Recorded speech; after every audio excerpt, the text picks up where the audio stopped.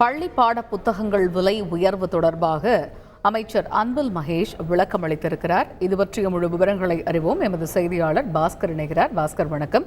இந்த பள்ளி பாட புத்தகங்கள் விலை உயர்வு தொடர்பாக பள்ளிக்கல்வித்துறை அமைச்சர் அன்பில் மகேஷ் கொடுத்திருக்கக்கூடிய விளக்கம் என்ன? விரிவா விவரிங்க.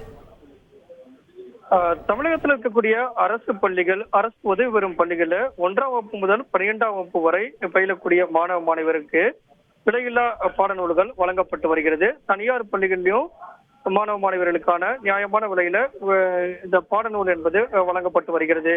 ஆனா கடந்த ஆட்சி காலத்துல விலை உயர்வு என்பது 466% என்பது பாடநூல் விலை உயர்த்தப்பட்டதாகவும், தற்போது பாட புத்தகத்தினுடைய மேல் அட்டை மற்றும் காகிதம் மற்றும் அச்சுக்கூலி இவையெல்லாம் விலை என்பது உயர்ந்திருப்பதன் காரணமாக பாட புத்தகம் தயாரிப்பதற்காக செலவினை ஈடுகட்டுவதற்காக மட்டுமே இந்த பாடநூல் விலை என்பது உயர்த்தப்பட்டிருக்கிறது. இந்த விலை உயர்வு என்பது லாப நோக்கில் உயர்த்தப்படவில்லை என்பதுதான் பள்ளி கல்வித்துறை அமைச்சர் அன்பில் மகேஷ் தெரிவித்திருக்கிறார்.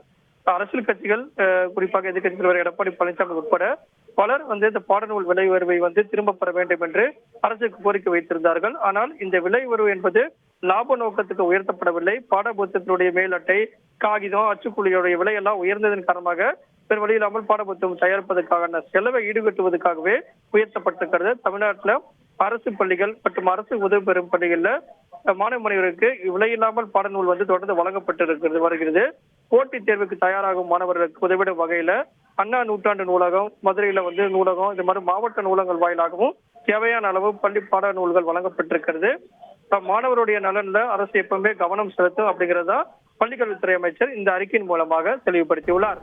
பாஸ்கர், இப்ப இந்த பள்ளி பாட புத்தகங்கள் விலை உயர்வுக்கான காரணம் என்ன என்பது பற்றிய விளக்கத்தை அமைச்சர் அளித்திருக்கிறார். இப்ப தொடர்ந்து மீண்டும் இந்த விலை உயர்வை திரும்பப் பெற வேண்டும் அப்படிங்கிற ஒரு கோரிக்கை முன்வைக்கப்படக்கூடிய சூழல்ல அது தொடர்பாக பரிசீலிக்கப்படும் என்று அந்த அறிக்கையில் ஏதேனும் குறிப்பிடப்பட்டிருக்கா? அதை பற்றி அமைச்சர் ஏதாவது பேசியிருக்காரா? பாடநூல் விலையை திரும்ப பெற வேண்டும் என்பது அரசியல் கட்சியினுடைய வலியுறுத்தலாக இருந்தது. ஆனால் கடந்த ஆட்சி காலத்துல அதிகமாக விலை உயர்த்தப்பட்டது. 3 ஆண்டுக்கு ஒரு முறை இந்த காகிதத்தினுடைய அட்டை மற்றும் அச்சுக்கூலி ஆகிய கணக்கில் கொண்டுதான் இந்த பாடநூலுடைய விலை உயர்த்தப்படுகிறது என்பதை சுட்டிக்காட்டியிருக்கிறார். ஒவ்வொரு ஆண்டும் பாட புத்தகங்கள் தயாரிப்பதற்கான உற்பத்தி பொருளுக்கான செலவெல்லாம் அதிகமாயிட்டு வருது. அதோட 2018 ஒப்பிடும் போது 63% உயர்ந்திருக்கிறது அப்படிங்கறதையெல்லாம் சுட்டிக்காட்டி அதனால்தான் உயர்த்தப்பட்டது அப்படிங்கறத தெளிவுபடுத்தியிருக்காங்க.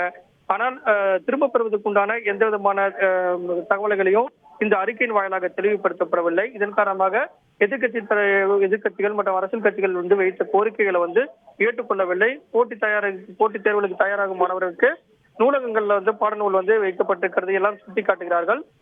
பாடநூலுடைய விலை உயர்வு என்பது தற்போது வரை திரும்ப பெறவில்லை. அது குறித்தான தகவலும் இதில் இடம்பெறவில்லை. செய்திகளை உடனுக்குடன் தெரிந்து கொள்ள உடனே சப்ஸ்கிரைப் பண்ணுங்க.